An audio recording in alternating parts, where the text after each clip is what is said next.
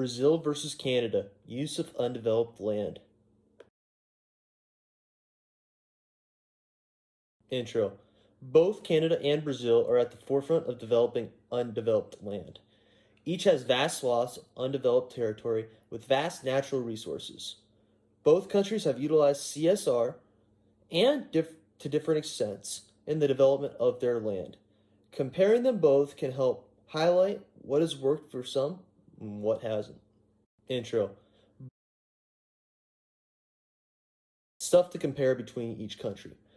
A couple different topics to really compare between each are the natural resources that are found in each, the types of ecosystems that are affected, the effect of the development on the local people, actions by the government about the situations in each country, and possible solutions and the pros and cons that can come from those solutions. Stuff to compare. Some important definitions that we need to understand before we go into this is first CSR, or corporate social responsibility. That is a management concept whereby companies integrate social and environmental concerns in their business operations and interact with their stakeholders.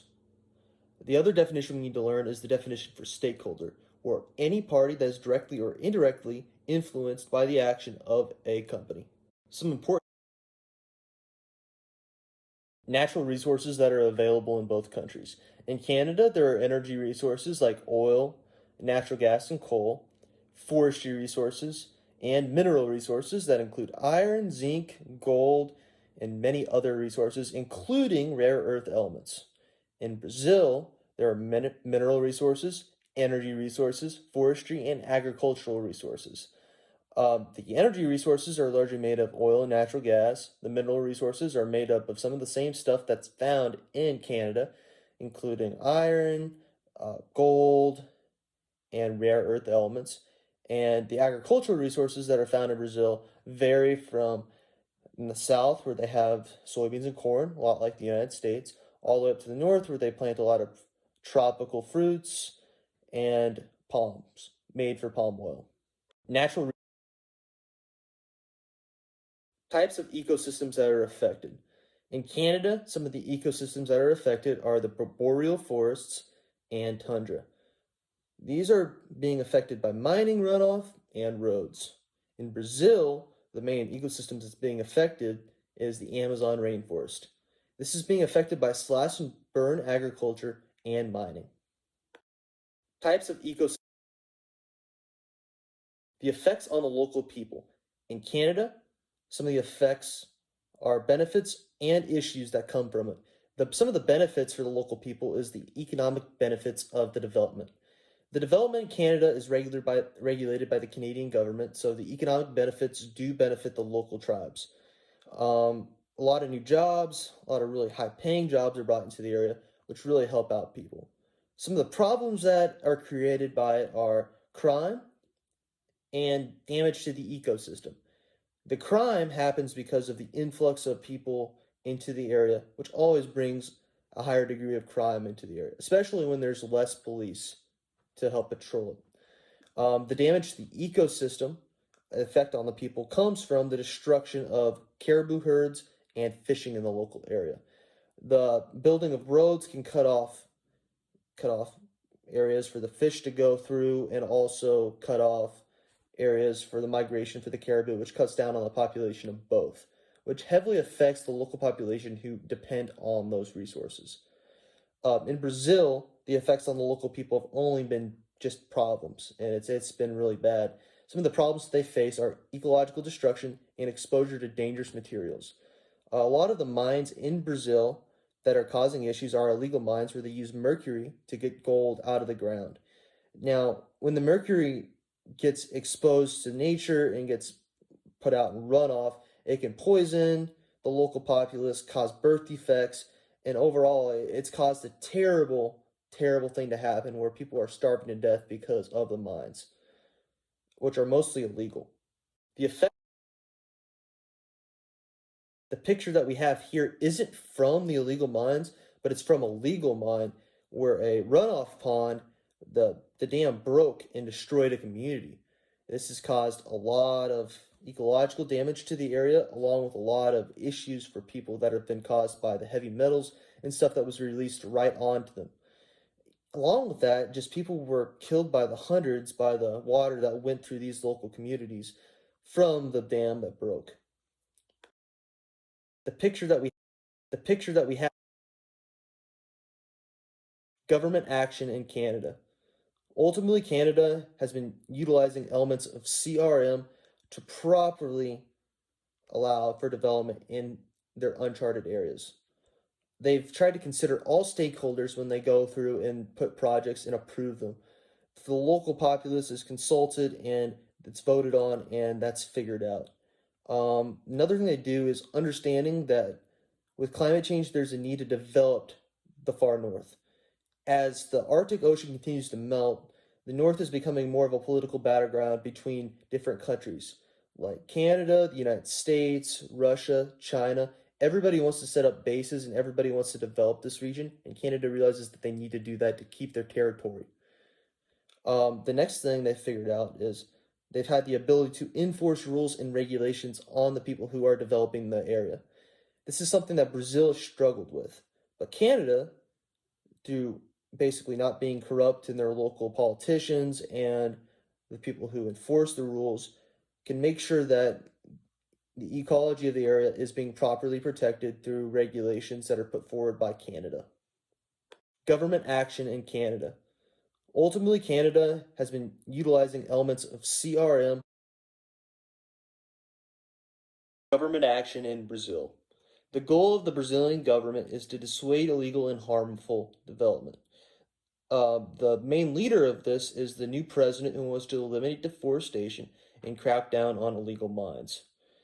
Their goal and what they want to use to try to prevent this is utilizing new technology to detect issues like satellite technology and drones to go through the forest to try to find illegal farms and find illegal mines.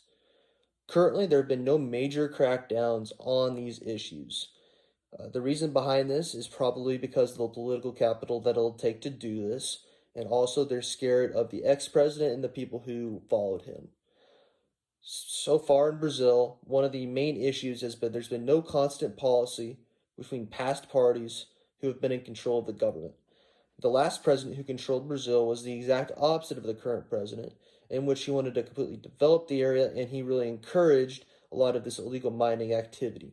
He himself was also a legal miner back in the day.